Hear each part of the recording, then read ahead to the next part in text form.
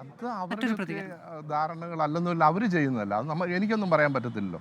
ഞങ്ങളെ സംബന്ധിച്ചോളം എല്ലാവരും ഒരുപോലെയാണ്. എല്ലാവരും ഞങ്ങളോടൊത്ത് പരിശ്രമിച്ചു, ഞങ്ങളോടൊത്തുണ്ടായിരുന്നു. അതിന് ഞങ്ങൾ എല്ലാവർക്കും രാഷ്ട്രീയ മതഭേദ വർണ്ണമന്യേ എല്ലാവരോടും ഞങ്ങൾ നന്ദി പറയുന്നു.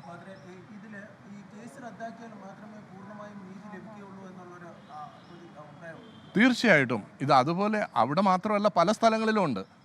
ഈ സ്ഥലങ്ങളിലുള്ള ഈ കേസുകളെല്ലാം അവസാനിപ്പിക്കുകയും ഞങ്ങൾക്ക് ഈ രാജ്യത്ത്, ഞങ്ങൾക്കെന്ന് മാത്രമല്ല ഈ രാജ്യത്തെ എല്ലാ ജനങ്ങൾക്കും, ഈ രാജ്യം എന്ന് പറയുന്നത് നമ്മുടേതാണ്, നമ്മൾ ഇന്ത്യൻസിൻ്റെയാണ്.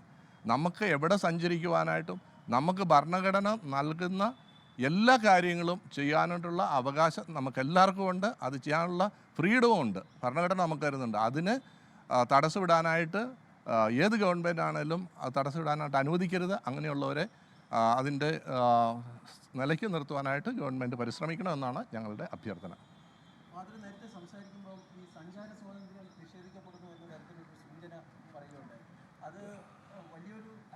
തന്നെയുള്ള MLA ആണ് അടൽ ശ്രീവാസ്തവ. അദ്ദേഹം ഇന്നിപ്പോൾ കോടതിയിലും ഉണ്ടായിരുന്നു. കഴിഞ്ഞ ദിവസവും കോടതിയിൽ ഈ വാദങ്ങൾ മറ്റും കേൾക്കാൻ അദ്ദേഹം ഉണ്ടായിരുന്നു. അദ്ദേഹത്തിന് പറയാനുള്ളത് കേൾക്കാം.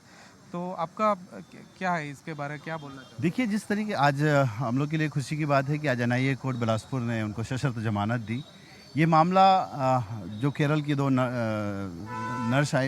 नन आई हुई थी, वो बस्तर से आती हैं, दुर्ग स्टेशन पर रुकती हैं और अचानक बजरंग दल के लोग आकर वहाँ पर दबाव बनाते हैं, पुलिस पर दबाव बनाते हैं कि इनके ऊपर FIR दर्ज की गई। मैं तो इस देश के संविधान का आपको हवाला दूंगा कि देश के संविधान में पुलिस को जांच करनी चाहिए थी। सीधे ह्यूमन ट्रैफिकिंग का मामला, मानव तस्करी का मामला लगाकर उनको जेल में डाल देना देश का संविधान और देश का कानून नहीं कहता है।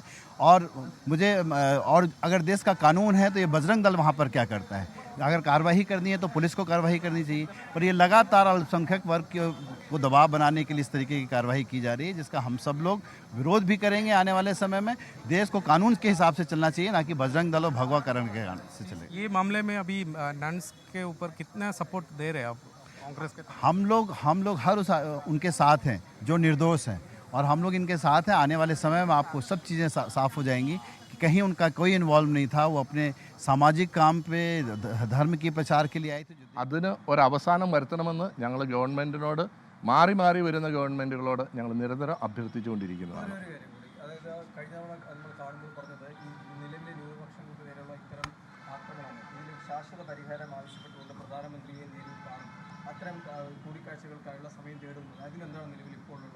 ഉടനെ തന്നെ ഞങ്ങളുടെ CBCIയുടെ ബഹുമാനപ്പെട്ട പ്രസിഡന്റ് ആർച്ച് ബിഷപ്പ് ആൻഡ്രൂസ് താഴത്ത്, നിലവിൽ അദ്ദേഹം തൃശ്ശൂർ അതിരൂപതയുടെ മെത്രാപ്പോലിത്തയാണ്, അദ്ദേഹം കേരളത്തിലാണ്. അദ്ദേഹം അതിനു വേണ്ടുന്നുള്ള ശ്രമങ്ങൾ നടത്തിക്കൊണ്ടിരിക്കുകയാണ്. മിക്കവാറും അടുത്ത കാലത്ത് തന്നെ ബഹുമാനപ്പെട്ട പ്രൈം മിനിസ്റ്ററെ, പ്രധാനമന്ത്രിയെ കണ്ട് നമ്മുടെ ആവശ്യങ്ങൾ അദ്ദേഹത്തിന് മുൻപിൽ വയ്ക്കും.